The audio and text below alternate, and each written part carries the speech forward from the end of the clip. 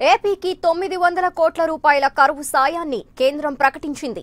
కేంద్ర హోం మంత్రి రాజ్నాథ్ సింగ్ నేతృత్వంలో జరిగిన ఉన్నత స్థాయి భేటీలో నిర్ణయం తీసుకున్నారు. సమావేశంలో కేంద్ర మంత్రులు పీయూష్ గోయల్, రాధా మోహన్ సింగ్ పాల్గొన్నారు. ఏపీతో పాటు 6 రాష్ట్రాలు ఓ కేంద్రపాలిత ప్రాంతానికి నిధులు కేటాయిస్తూ కమిటీ నిర్ణయించింది. 2018-19 మధ్య కరువు, వరదలు, అకాల వర్షాలతో నష్టపోయిన రాష్ట్రాలకు ఈ నిధులు కేటాయించారు.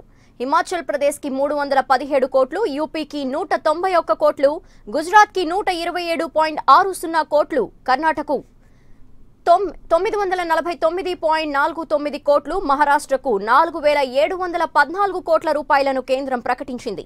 పుదుచ్చేరికి 13.09 కోట్లను కేటాయించింది. ఇక ఇదే విషయంపై మరింత సమాచారం మా ఢిల్లీ ప్రతినిధి మదార్ అడిగి తెలుసుకుందాం. మదార్, కేంద్రం ఏపీకి 900 కోట్ల రూపాయలు కరువు సాయాన్ని ప్రకటించడం డీటెయిల్స్ ఏంటి?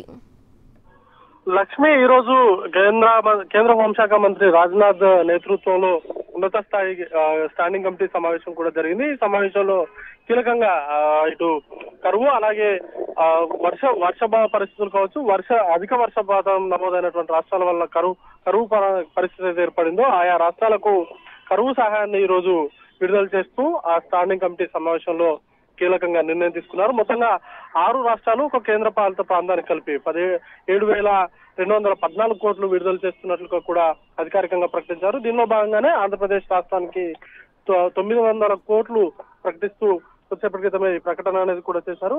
కీలకంగా రాష్ట్ర ప్రభుత్వం నుంచి అనంతపురం, నెల్లూరు, కడప, కర్నూలు, ప్రకాశం, గుంటూరులోని కొన్ని ప్రాంతాల్లో తీవ్ర వర్షాభావ పరిస్థితులు నెలకొనడం వల్ల తీవ్రమైనటువంటి కరువు అనేది కూడా నెలకొని ఉంది. అలాగే కృష్ణాలోని కొన్ని ప్రాంతాల్లో అధిక వర్షం కురవడంతో కొంత కరువు పరిస్థితులు, పంటలు నష్టపోవడం కావచ్చు, కొంత చర్యలు విరిగిపడడం లాంటి చర్యలు జరగడంతో కొంత నష్టం అయితే వాటిల్లింది. దీంట్లో భాగంగా ఆంధ్రప్రదేశ్ ప్రభుత్వం 1500 కోట్లు కరువు సహాయ నిధిగా ఇవ్వాల్సిందిగా ఇప్పటికే కేంద్రానికి సంబంధించినటువంటి నివేదికను కూడా పంపించారు. దీనికి సంబంధించి 900 కోట్లు ప్రస్తుతానికైతే మంజూరు చేస్తూ కేంద్ర ప్రభుత్వం అధికారికంగా కొద్దిసేపటి క్రితమే మంజూరుకు సంబంధించినటువంటి ప్రకటన అయితే వెలువడింది. లక్ష్మి.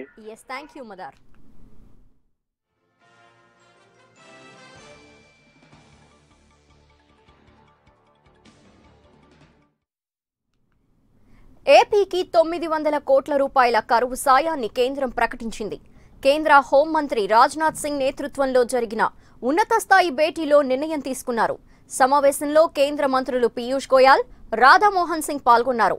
ఏపీతో పాటు 6 రాష్ట్రాలు ఓ కేంద్రపాలిత ప్రాంతానికి నిధులు కేటాయిస్తూ కమిటీ నిర్ణయించింది.